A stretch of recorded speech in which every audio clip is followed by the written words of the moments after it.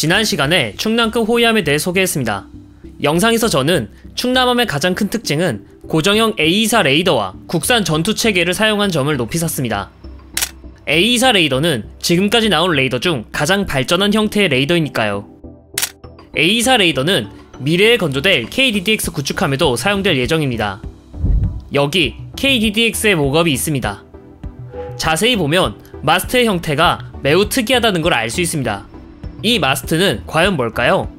그리고 KDDX에 탑재될 A24 레이더의 특징은 어떤 것이며 과연 어떤 기술적 특징을 가지고 있을까요? 이번 시간에는 KDDX에 탑재될 레이더의 특징과 기술적 이해입니다.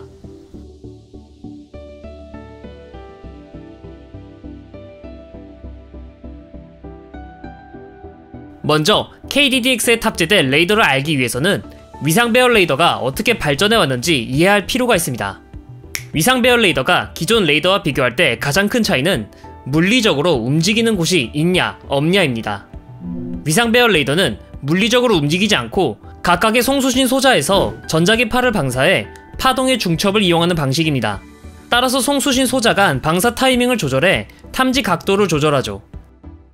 공학적으로는 위상배열 레이더는 위상을 개별 제어하여 지향성을 갖게 한 레이더라고 표현합니다. 물론 위상배열 레이더 모두가 물리적으로 움직이는 곳이 없는 건 아닙니다. SPS-540K의 경우 위상배열 레이더나 기계식 회전을 하는 경우도 있습니다. 위상배열 레이더는 기계식 레이더에 비해 성능 저하가 점진적입니다. 기계식 레이더의 경우 하나의 거대한 전자기파 발생기이기 때문에 일부분이 고장나도 사용할 수 없는 문제가 발생합니다. 하지만 위상배열 레이더는 송수신 소자 하나가 망가지더라도 성능 저하가 될 뿐이고 망가진 송수신 소자만 교체해주면 되니 기계식 레이더에 비해 정비성도 높죠. 미국의 방산업체인 레이시온사는 송수신 소자를 모듈화하는데요.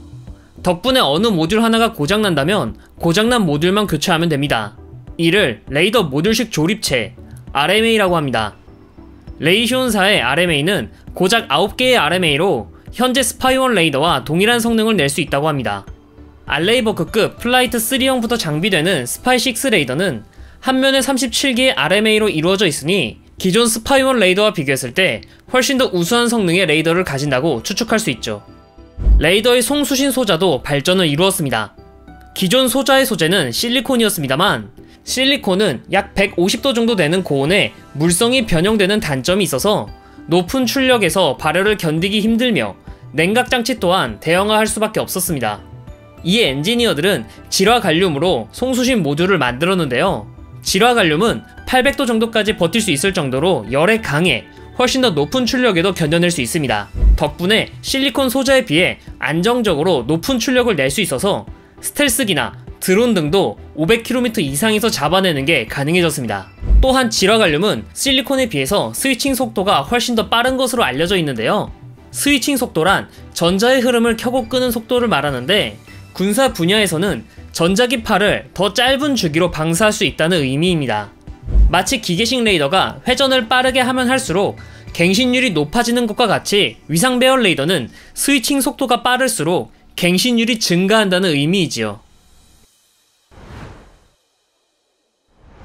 위상배열 레이더는 기계식 레이더보다 훨씬 뛰어난 레이더이며 아마 30년 이내에 모든 기계식 레이더는 위상배열 레이더에게 밀려 자취를 감출 것으로 예상하고 있습니다.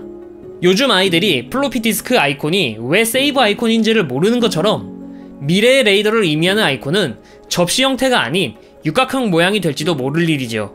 이런 위상배열 레이더들도 발전을 거듭하고 있으며 이미 세대가 나뉘어 분류되고 있습니다. 다시 세종대왕급 구축함에서 사용하는 스파이1 레이더를 보죠. 스파이1 레이더는 송수신 소자가 모두 같은 전자기파를 방사합니다. 그래서 적이 스파이1 레이더가 방사한 전자기파를 알고 있다면 이 전자기파를 흉내내 기만할 수 있으며 제밍도 쉽게 할 수 있습니다. 만약 송수신 소자의 전자기 파장을 내가 원하는 파장으로 바꿀 수 있으면 적의 기만이나 제밍에 쉽게 당하지 않을 겁니다. 최신의 위상배열 레이더들은 송수신 소자 하나하나가 파장을 변화시킬 수 있습니다.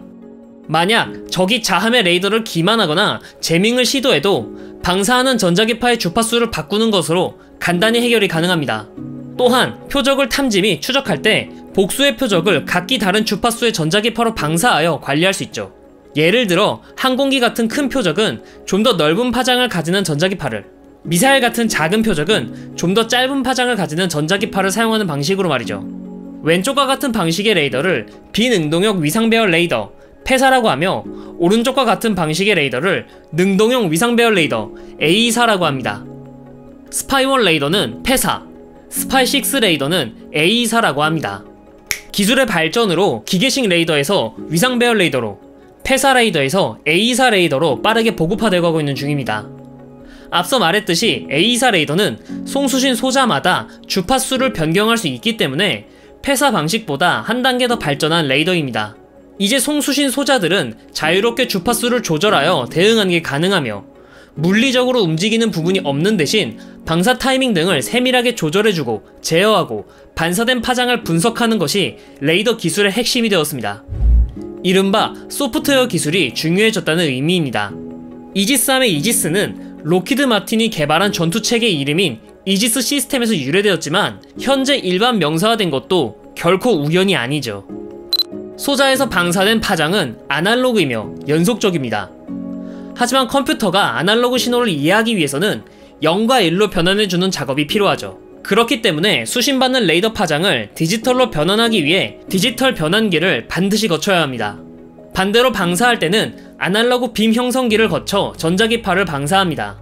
즉, A24 레이더는 송수신 소자, 파장 발생기, 아날로그 빔 형성기, 디지털 변환기가 필요합니다. 문제는 수신할 때 아날로그 빔 형성기가 각 소자별로 받은 파장을 취합하고 그것을 디지털 변환기가 읽어 데이터화하는 것이 소자가 많아지면 많아질수록 디지털 변환기가 변환하는 시간이 걸리게 되고, 이 과정에서 데이터 손실과 지연이 발생합니다. 이 문제를 해결하기 위해 최신 A24 레이더는 아날로그 빔 형성기와 디지털 변환기를 송수신 소자를 거쳐 바로 할 수 있도록 만들었습니다. 이 방식은 데이터 손실을 최소화할 수 있으며 지연 시간도 낮출 수 있습니다. 또한 기존 A24 레이더에 비해 훨씬 더 깔끔한 데이터를 얻는 게 가능합니다. 이를 3세대 A24 레이더라고 하며, 혹은 완전 디지털 A24 레이더라고 합니다. 현재 하나 시스템에서 개발하고 충남함에 장비된 다기능 레이더가 3세대 A24 레이더이며, 기술 수준만 따지면 세종대왕급 구축함에서 사용한 스파이1 레이더보다 훨씬 더 진부한 수준의 레이더입니다. 그래서 충남급 호위함은 한국 해군의 큰 도전이자 분기점이라고 할 수 있습니다. 아무리 하드웨어가 우수해도 소프트웨어가 따라주지 않는다면 하드웨어는 제 성능을 발휘하지 못하니까요. 그래서 충남급 호위함을 운영해서 얻은 데이터와 피드백은 KDDX 건조의 핵심이 될 것이며, KDDX 전력화에 있어 가장 중요한 키포인트가 될 거라고 생각합니다. 2030년 이후 미래에 이지스-3과 방공구축함들 대부분은 A24 레이더를 탑재할 겁니다. 미국은 알레이버그급 플라이트 1형은 점차 퇴역시키고 빈자리를 스파이6 A24 레이더를 탑재한 신형 알레이버그급 플라이트 3형으로 대체할 예정이며, 일본은 이지스 시스템 탑재함이라는 이름으로 취역시킬 예정이지요. 특히 중국은 0550 구축함을 건조하여 배치 중입니다. 이 중 놀라운 건 0550 구축함인데요. 0550 구축함의 마스트를 보면 전체적으로 A24 레이더로 도배되어 있는 모습을 알 수 있습니다. 각각 추정 및 탐지 레이더와 사격 관제 레이더가 사면에 도배되어 있는 형태이죠.